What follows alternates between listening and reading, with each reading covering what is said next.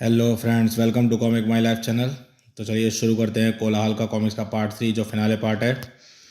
आगे बढ़ते हैं इस कहानी में। चैनल को सब्सक्राइब कीजिए ऐसी औसम कॉमिक्स के लिए। और अब अगर ये सूर्य को ठीक नहीं करेगी तो खुद भी ठीक नहीं रहेगी। तड़ तड़ तड़ तड़ तड़ तड़ तड़ ओहो, इस शैतान की चाल कामयाब हो रही है। अब मैं डोगा और सूर्य के साथ लड़ने में व्यस्त रहूँगी तो ये शैतान अपना काम करता रहेगा। और अब मुझे उसको बुलाना पड़ेगा जिसकी मदद के लिए मैं यहाँ ले पर आई थी। जिसकी मदद के लिए मैं यहाँ पर उसे लेकर आई थी। ध्रुव, यस लोरी, तुम्हारे मानस रूप के एक अंश को जिसको काम में लाई हूँ उसका आने करने का वक्त आ गया है। तुमको इस रूप में लाने का आइडिया मुझे नागराज के मानस रूप को देखकर मिला।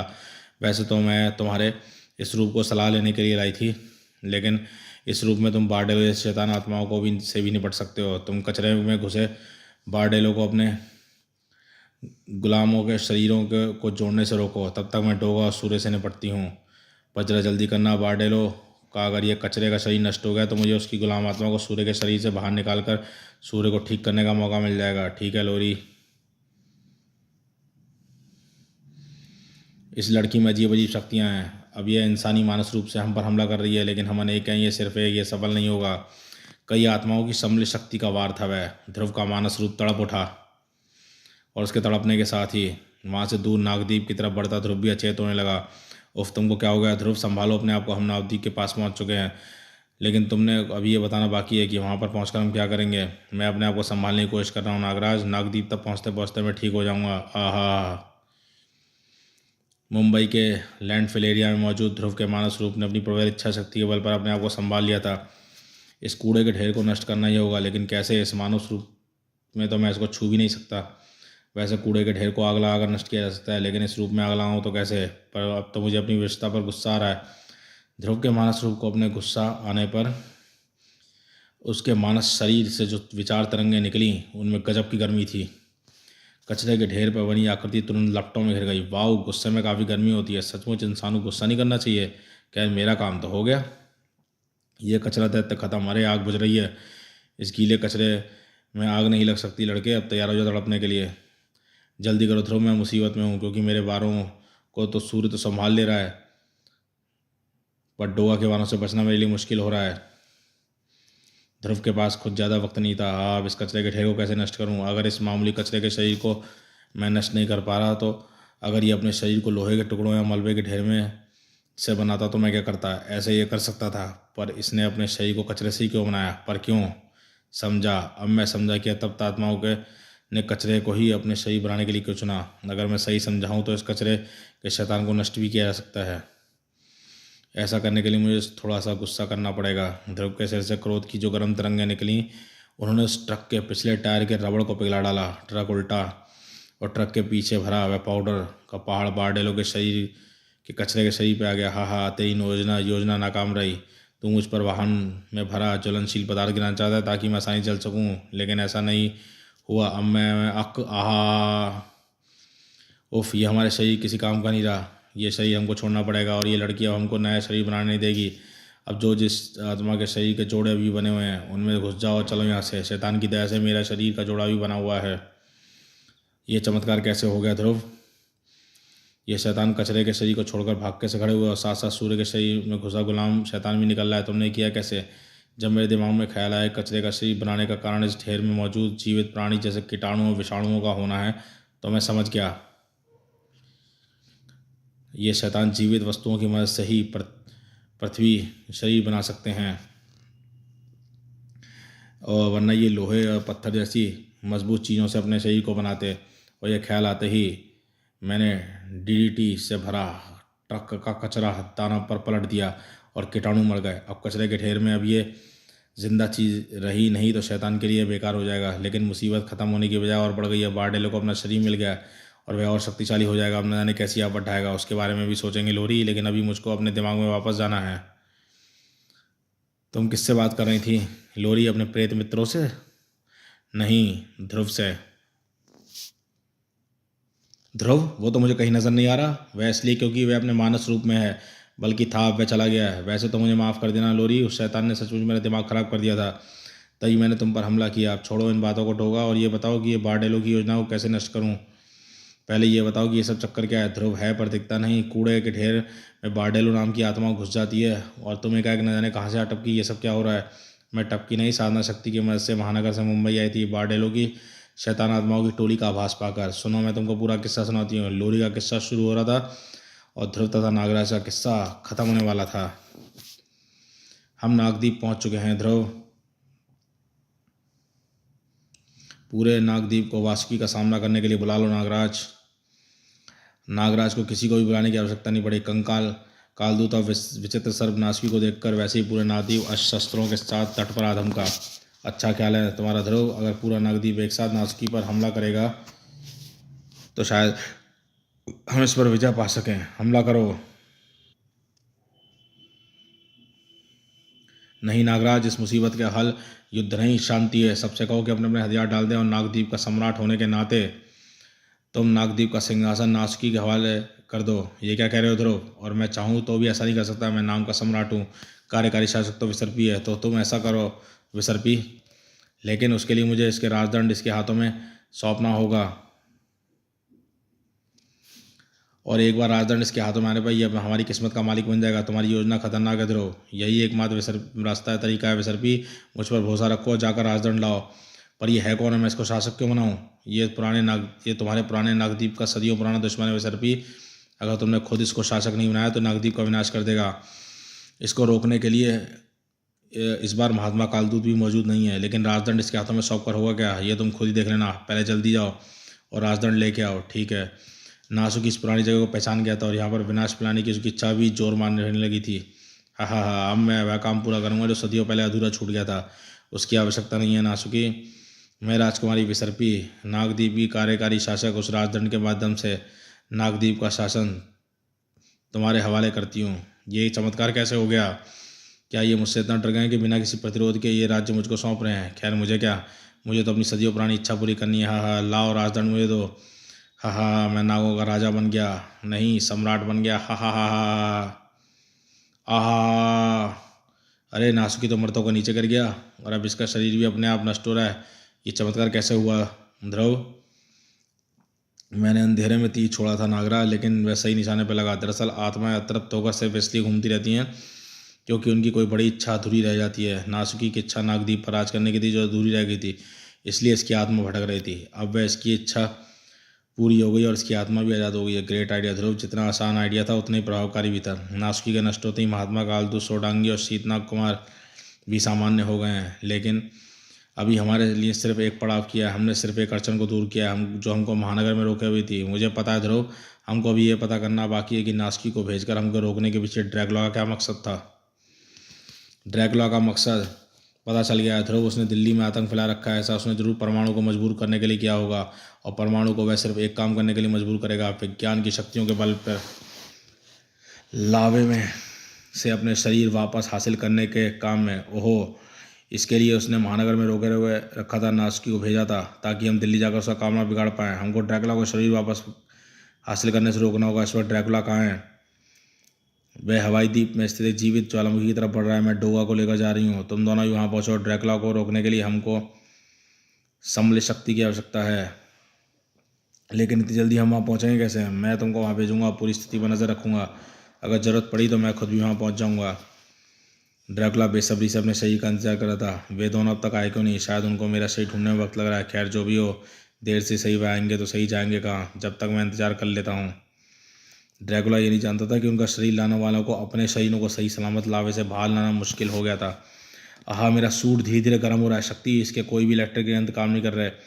मैं यहाँ से बाहर निकलने के लिए अपनी किसी भी शक्ति का प्रयोग नहीं कर पा रहा हूँ। मेरे पास सिर्फ ज्वाला वार है और वे इस प्राणी की प्लाज्मा को कमज़ोर करने की बजाय शक्तिशाली बना देंगे। आहा, अब तुमको क्या हुआ शक्ति। मेरे ज्वाला से बने हुए अंग भी गलने शुरू हो गए हैं। प्लाज्मा उनको पचा रहा है। परमाणु, मेरा सूट भी गलना शुरू हो गया। लेकिन ऊर्जा के खोल में कैट ड्रैकुला का सही सुरक्षित है। हम ऊर्जा के खोल में सुरक्षित रह सकते हैं। शक्ति, ऊर्जा कवच बनाने में काफ़ी शक्ति लगती है, इसमें काफ़ी ऊर्जा खर्च होती है। ऊर्जा कवच के अंदर कुछ समय तक तो बच सकते हैं, लेकिन बाहर नहीं निकल सकते, और ऐसा करने के लिए हमको अपनी सारी ऊर्जा खर्च कर दूंगी। फिर हम दोनों को ख़त्म होने में सिर्फ एक पल लगेगा। अगर हम यहीं गल कर ख़त्म हो गए तो फिर तुम्हारी ऊर्जा किस काम आएगी। शक्ति, तुम ठीक कह रहे हो। परमाणु, इस ऊर्जा कवच का आकार बढ़ा देती हूँ। शायद इसका दबाव प्लाज्मा का शरीर फाड़ डाले। शक्ति का ऊर्जा कवच प्लाज्मा के शरीर के अंदर गैस भरने लगा और प्लाज्मा के शरीर के अंदर दबाव पड़ने लगा। लेकिन ओहो, अब मेरी ऊर्जा ख़त्म हो रही है, लेकिन मेरे ऊर्जा का उसका दबाव इसके प्लाज्मा के शरीर को फाड़ नहीं पा रहा है। अगर कुछ पलों के लिए इसके शरीर का तापमान जरा सा कम हो जाए तो इसके शरीर का प्लाज्मा कमज़ोर पड़ जाता, फिर मेरा ऊर्जा कवच इसका शरीर फाड़ डालता। लेकिन मेरे पास सिर्फ ऊष्मा पैदा करने की शक्ति है, उसको कम करने की नहीं। ऐसी शक्ति तो मेरे पास भी नहीं है शक्ति, और अगर होती तो मेरे सारे यंत्र खराब होने के कारण मैं इसका प्रयोग नहीं कर पाता। अब तो शायद ऑक्सीजन टैंक की ऑक्सीजन भी खत्म हो रही है क्योंकि मेरा दम। ओह, मैं इसका तापमान कम कर सकता हूँ। शक्ति, तुम कवच का ऊर्जा दबाव बढ़ाओ। इस लावे के सागर में तुम तापमान कम कैसे करोगे? अपने ऑक्सीजन टैंक की मदद से। जब यह टैंक फटेगा तो कुछ पलों के लिए कूलिंग इफेक्ट पैदा हो जाएगा, लेकिन ऑक्सीजन नष्ट होने के बाद मैं सिर्फ तुम्हारे ऊर्जा कवच के कारण जिंदा रहूँगा। अब सांस लेना एक ज़्यादा हवा नहीं है। आग के संपर्क में आते ही ऑक्सीजन टैंक फटा और उस गैस के संपर्क में आने वाली प्लाज्मा के शरीर की परत ठंडी होने लगी और प्लाज्मा के शरीर के उस हिस्से की प्लाज्मा सतह कमज़ोर पड़ते ही शक्ति के ऊर्जा कवच ने उस हिस्से को रबड़ की फिल्ली की तरह फाड़ डाला। ओह, परमाणु होश खो चुका है। अब मेरे पास भी ज़्यादा वक्त नहीं है क्योंकि मेरे पास इतनी कम ऊर्जा बची है जो परमाणु को ज़्यादा देर तक सुरक्षित नहीं रख सकती। मुझे प्रकाश की और मेरे पास ज़्यादा वक्त नहीं है क्योंकि मेरे पास कितनी कम ऊर्जा बची है जो परमाणु को ज़्यादा देर तक सुरक्षित नहीं रख सकती। मुझे प्रकाश की गति से उड़कर लावे से बाहर निकलना होगा और परमाणु को ज्वालामुखी के बाहर स्वच्छ वायु में पहुंचाना होगा। शक्ति का ड्रैकुला पर ध्यान ही नहीं था। वह तो यह भूल चुकी थी उसको ड्रैकुला के शरीर में हलाहल विष की एक बूंद टपकानी है। शाबाश शक्ति और परमाणु, मुझे पता था कि मेरा काम विज्ञान ही कर सकता है। अब तेरा ये कमज़ोर सा कवच मुझे मेरे शरीर तक पहुंचने से रोक नहीं सकता। ला दे दे मुझको मेरा शरीर। शक्ति ड्रैकुला को सुन भी सकती थी और समझ भी सकती थी, लेकिन उसको रोकने के लिए वह कुछ नहीं कर सकती थी। लेकिन ड्रैकुला को रोकने वाले और भी थे। मेरी आत्मा तक को रोकने की शक्ति किसमें है?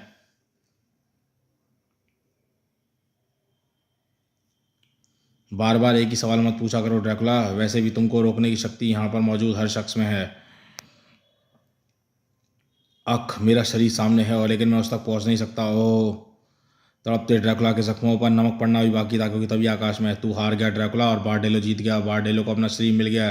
अब बारडेलो जा रहा है मृत्युलोक का प्रेत नायक बनने। पीछे पीछे तू भी आ जाना मेरी गुलामी करने के लिए।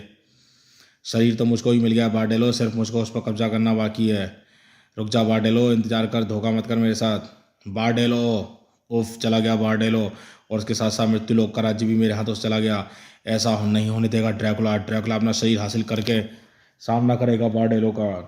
अपना शरीर हासिल करने से कोई नहीं रोक पाएगा ड्रैकुला को। सिंथोरा।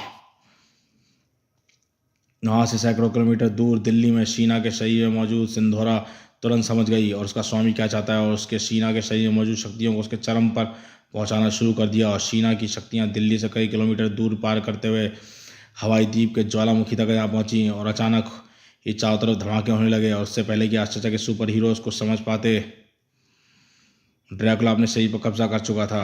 हाँ, अब ये शरीर कणों में बदल कर रहेगा। अब ये शरीर कणों में बदल कर हमेशा मेरे साथ रहेगा। अब इसमें ना तो कोई क्रॉस धसा पाएगा, ना ही कोई तंत्र मंत्र चला पाएगा। और अब मैं चला मृत्युलोक, क्योंकि मुझको वहां जाकर बारडेलो से अपना पुराना हिसाब चुकाना है। किसी को रोक पाने से पहले ही ड्रैकुला मृत्युलोक वापस जा पहुंच चुका था। ओफ, ये क्या हो गया? हम जहाँ से चले थे फिर वहीं पहुंच गए। ड्रैकुला का शरीर फिर से उसको मिल गया और अब हम कभी भी उस तक शरीर तक कभी नहीं पहुंच सकते। उसके द्वारा भेजी गई आत्माएं दिल्ली में भी तांडव मचा रही हैं और ड्रैकुला को आज़ाद होने के बाद अब हमारे पास को रोकने का कोई रास्ता नहीं बचा है। यानी अब धीरे धीरे इंसानों की दुनिया पर ड्रैकुला का कब्जा हो जाएगा और हम सिवाय देखने की कुछ नहीं कर पाएंगे। हाँ नागराज, हम जिंदा रहे तो ड्रैकुला के गुलाम रहेंगे और मर गए तो हमारी आत्माएं उसके शिकंजे में कैद में होंगी। पर ऐसा होगा नहीं। हम शुरू से एक गलती कर रहे थे। ड्रैकुला की आत्मा की बजाय उसके शरीर को नष्ट करने की कोशिश कर रहे थे। हमको ड्रैकुला की आत्मा को नष्ट करना होगा। लेकिन आत्मा तो अनश्वर होती है, उसको ना तो काटा जा सकता है, ना जलाया जा सकता है, ना ही खिलाया जा सकता है। फिर ड्रैकुला की आत्मा को हम भला नष्ट कैसे करेंगे? आत्मा को ख़त्म करने का एक ही तरीका है, उसको परमात्मा से मिला दो, उसको मोक्ष दिला दो।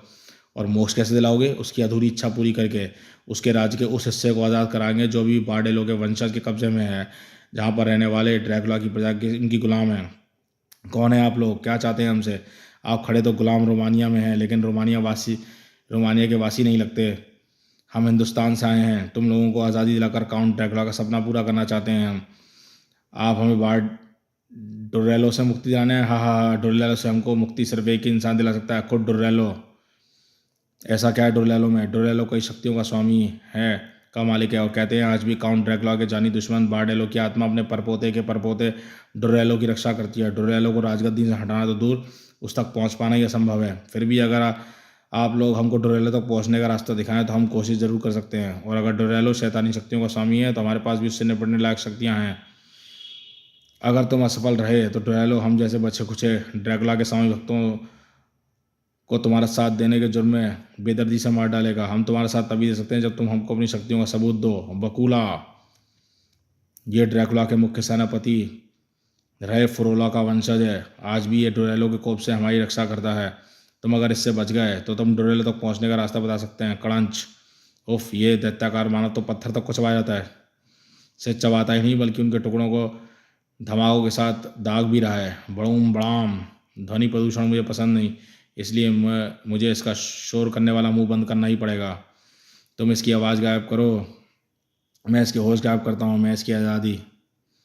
आश्चर्यजनक, ऐसी शक्ति हमने पहले कभी नहीं देखी। हमको विश्वास हो गया है कि शायद स्वयं ईश्वर ने तुम लोगों को हमारी मदद के लिए भेजा है, परंतु तुम हिंदुस्तान वासी हमको आज़ाद दिलाना चाहते हो, क्योंकि हम गुलामी का स्वाद अच्छी तरह जानते हैं। और सच तो यह है कि बगैर आप लोगों को इस गुलामी की मुक्ति से दिलाए बगैर हमको गुलामी से मुक्ति नहीं मिलेगी, ड्रैकुला की गुलामी से।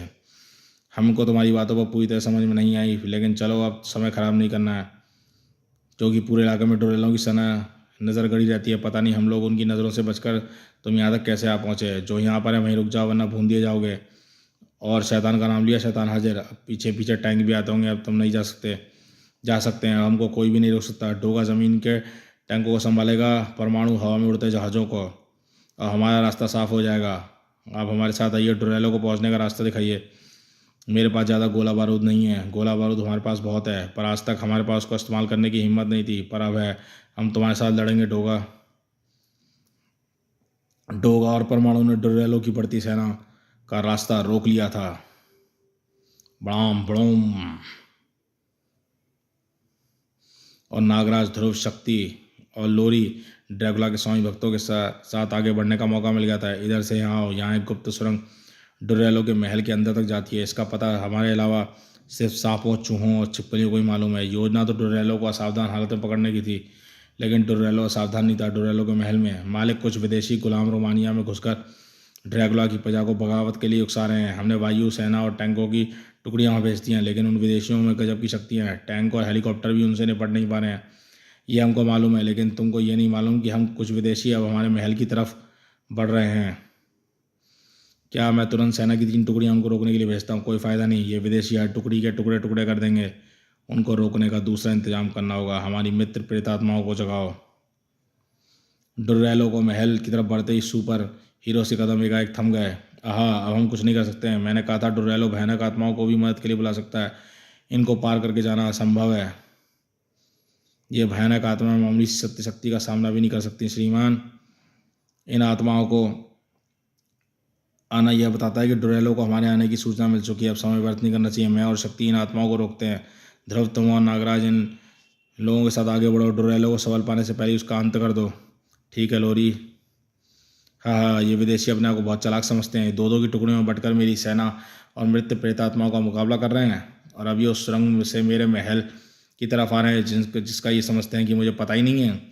मुझे इस सुरंग का पता था। जब भी ये पता था कि ड्रैकुला की बाकी प्रजा जब भी विद्रोह करेगी तब भी इस सुरंग से मुझ तक पहुँचने की कोशिश करेंगे, और उनको रोकने का इंतजाम मैंने पहले ही कर रखा है। डोरेलो ने एक लीवर दबाया और सुरंग में एक सैलाब आ गया। ये क्या है?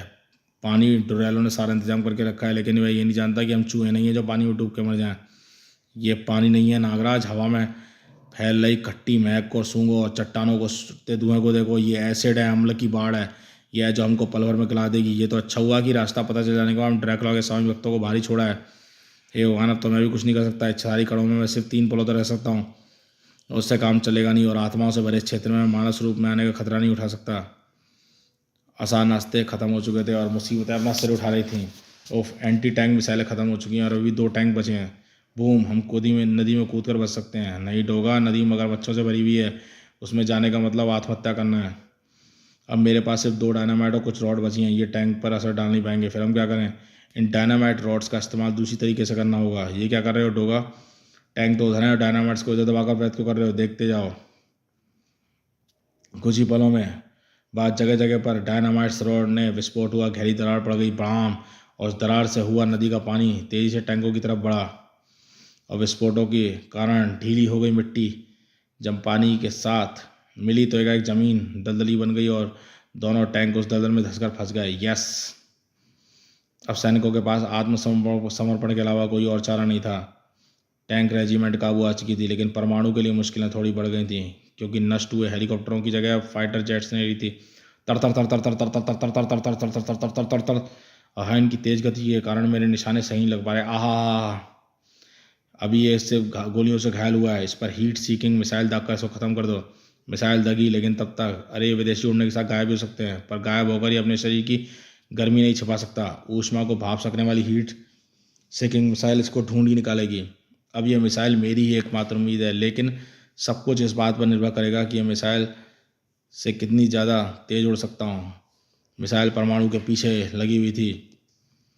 अरे ये मिसाइल, अरे मेरा कंट्रोल काम क्यों नहीं कर रहा? लग रहा है जैसे मेरा प्लेन अपने आप चल रहा है और मेरा भी, हम दोनों के प्लेन साथ साथ आसपास उड़ रहे हैं और ये मिसाइल ने भी हमारी तरफ आ रही हैं। पर क्यों? क्योंकि इस वक्त दोनों के प्लेन जेट की पावर से नहीं, परमाणु पावर से चल रहे हैं और ये मिसाइल मुझे ढूंढती हुई इधर आ रही है। इजेक्ट, वायुसेना को भी परमाणु ने ध्वस्त कर दिया और डोरेलो की मृत प्रेतात्माओं को भी सदियों पहली बार पिटाई का स्वाद चखना पड़ रहा था। लेकिन ध्रुव और नागराज की मुश्किलें खत्म नहीं हुई थी। ओफ, ऐसे कहाँ तक भागेंगे? देर सवेर ये एसिड की बाढ़ हमको वहीं पर ले जाएगी। इस एसिड से छट से लटकती पेड़ों की जड़ों तक को गला डाला है और उससे टपकते दूध ने हमारे बदन पर टपकना शुरू कर दिया, हमारी परेशानी और बढ़ा दी है। लेकिन इस दूध की एसिड से कोई प्रतिक्रिया नहीं हो रही। हम बच सकते हैं नागराज, इस दूध को अपने शरीर पर टपकने दो, पूरे शरीर को चिपचिपे दूध से ढककर जाने दो। समझ गया ध्रुव। बस दिक्कत एक बात की है कि हमको सांस रोककर एसिड के भाग को उल्टी दिशा में तैरना होगा। अगर 5 मिनट के अंदर अंदर इस सुरंग के अंत तक ना पहुँचे तो हमको सांस लेनी पड़ेगी। फिर तुम खुद समझ सकते हो क्या होगा। डरेलो खुशी से नाच उठा। हा हा, आखिर दोनों विदेशियों ने खुद ही अमल के नदी में डूबकर आत्महत्या कर ली। अब जरा देखूं बाकी विदेशियों का क्या हाल। अरे ये आवाज़ कैसी? पड़ाम, तुम दोनों बच गए? कैसे?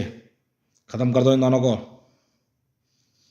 हमको ख़त्म करने के लिए नहीं, बल्कि अपने बचने की सोचो डोरेलो। तुम्हारे ड्रैकुला की प्रजा पर राज्य करने के दिन ख़त्म हो चुके। या तो खुद ड्रैकुला के प्रजावासी को सत्ता सौंप कर यहाँ चले आओ, वरना हम तुमको भागने में मजबूर कर देंगे। नहीं, ऐसा नहीं होगा। मेरी सेना और मेरी मृत प्रेतात्माओं तुमको धूल में मिला देंगी। तुम्हारी टैंक रेजिमेंट ख़त्म हो चुकी है डोरेलो, तुम्हारी एयरफोर्स के भी टुकड़े टुकड़े हो चुके हैं और तुम्हारी मृत प्रेतात्माएं हमसे इतनी पिटी हैं कि अब वे तुम्हारी दुश्मन हो चुकी हैं। ये नहीं, ये गुलाम रोमानिया सदियों से हमारे कब्ज़े में है। मैं इसको कभी नहीं छोड़ूंगा, कभी नहीं। बारडेलो, मेरी पुकार सुनिए, आकर अपने राज्य को बचाइए। मृत्यु लोक में ड्रैकुला की आत्मा के साथ उलझा हुआ बारडेलो अपने वंशज की पुकार सुनकर चौंक उठा। रुक जा ड्रैकुला, छोड़ दे लड़ाई। मेरा डोरेलो मुझे मदद के लिए बुला रहा है। जाना है तो मृत्यु लोक के सिंहासन पर अपना दावा छोड़ दे और मैं तुझसे लड़ना छोड़ दूंगा। जानता है डोरेलो मुझे मदद के लिए क्यों बुला रहा है? तेरे प्रजावासियों ने बगावत कर दी है और ऐसा उन्होंने तेरे दुश्मन सुपर हीरोज़ के उकसाने पर किया है। क्यों किया है यह मैं नहीं जानता। यह सब तुझे कैसे पता? डोरेलो की पुकार सुनकर मैं ध्यान लगाया तो मुझे पल भर में सारा दृश्य दिख गया। मेरे दुश्मन मेरे गुलाम राज्य को भला क्यों आज़ाद कराना चाहेंगे? इसमें जरूर कोई उनकी चाल होगी। उनको रोकना होगा। ठीक है, हम भी लड़ाई बाद में रोकेंगे, फिलहाल हम रोमानिया जाएंगे।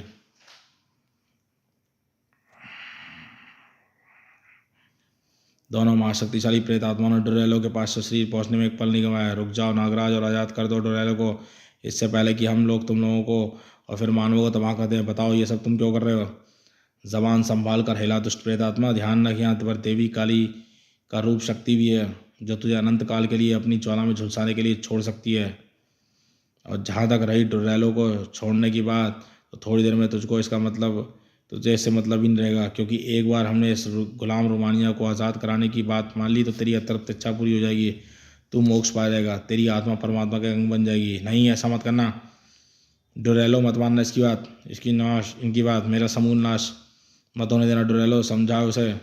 मैं तुझे मृत्यु लोक का राजा मानने के लिए भी तैयार हूँ। घबरा मत ड्रैकुला, अब तू मेरी बारडेलो की प्रजा बन गया और बारडेलो अपनी प्रजा की रक्षा करना जानता है। डोरेलो, कभी मत मानना इनकी बात, तेरा कुछ नहीं बिगाड़ सकते। जब तक तू अपनी जुबान से गुलाम रोमानिया पर कब्जा छोड़ने की बात नहीं कहेगा तब तक तू यहीं का राजा रहेगा। गलत, कमांडर, तू हमारा कमांडर होकर हमारे पूर्वज की बात को काट रहा है। हाँ, क्योंकि राजा खुद कभी राजा नहीं बनता, प्रजा और सेना उसको अपनी सहमति देकर राजा बनाती है। प्रजा तो वैसे भी तेरे खिलाफ है और अब सेना भी तुझको राजा मानने से इनकार करती है। और अब तक हमको तुझको सिर्फ तेरी प्रेत आत्माओं के डर से राजा मानते थे, लेकिन इन जाबाजों ने उनको नष्ट करके हमको भी आज़ाद करा दिया है। जा, प्रजा और सेना दोनों ही तुझको राजा मानने से इनकार करती है। डुर्रेलो अब गुलाम रोमानिया का राजा नहीं, गुलाम रोमानिया अब आज़ाद है। ओहो, मेरी आत्मा मेरा शरीर छोड़कर अपने आप ही जा रही है। मेरा शरीर मिट्टी बनता जा रहा है, मैं हमेशा के लिए मुक्त होकर ख़त्म हो रहा हूँ। हाँ, विदा ड्रैकुला, तेरी नाश के साथ मेरी भी अतृप्त इच्छा पूरी हो गई।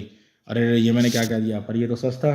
ड्रैकुला का समूल नाशी मेरी एकमात्र इच्छा थी, और अब वह इच्छा पूरी होते ही मेरी आत्मा भी परमात्मा से मिलने जा रही है। आहा, चलो जो हुआ अच्छा हुआ। हमने प्लान तो सिर्फ ड्रैकुला को ख़त्म करने के लिए बनाया था, लेकिन साथ में बारडेलो जैसी आफत भी ख़त्म हो गई। ये हमने सोचा भी नहीं था। मुझे आभास हो रहा है कि ड्रैकुला की आत्मा के मोक्ष पाते ही उसकी गुलाम आत्माएं भाग खड़ी हुई हैं। अब शीना भी सुरक्षित है और दिल्ली वासी भी। लेकिन क्या ड्रैकुला सचमुच पूरी तरह से ख़त्म हो गया है? अभी तुम दोनों का नरक में आने का वक्त नहीं आया है। तुम दोनों वापस भी नहीं जा सकोगे। तुमको सदियों का इंतजार नरक के द्वार पर ही करना पड़ेगा। ड्रैकुला की कहानी अभी ख़त्म नहीं हुई है। समाप्त। दोस्तों, ये कोलाहल कॉमिक्स यहाँ पे समाप्त होती है। जो ड्रैकुला सीरीज आई थी, शानदार, लेकिन ड्रैकुला की कहानी वाकई अभी समाप्त नहीं हुई, क्योंकि ड्रैकुला फिर हाजिर हुआ है सर्वनायक सीरीज़ में। और उस सर्वनायक सीरीज़ में भी ड्रैकुला की जो कहानी है उसको हम लेके आपके सामने ज़रूर आएंगे। लेकिन ये आपको ड्रैकुला सीरीज़ कैसी लगी हमको ज़रूर बताइएगा, और चैनल को सब्सक्राइब कीजिए, और कमेंट बॉक्स में हमें बताइए कि आप किस कॉमिक्स की इच्छा रखते हैं, कौन सी कॉमिक्स आपको चाहिए, हम वे पेश करेंगे। तो चलिए मिलते हैं आगे किसी नेक्स्ट सीरीज़ में आपसे। देखते रहिए कॉमिक्स माई लाइफ चैनल।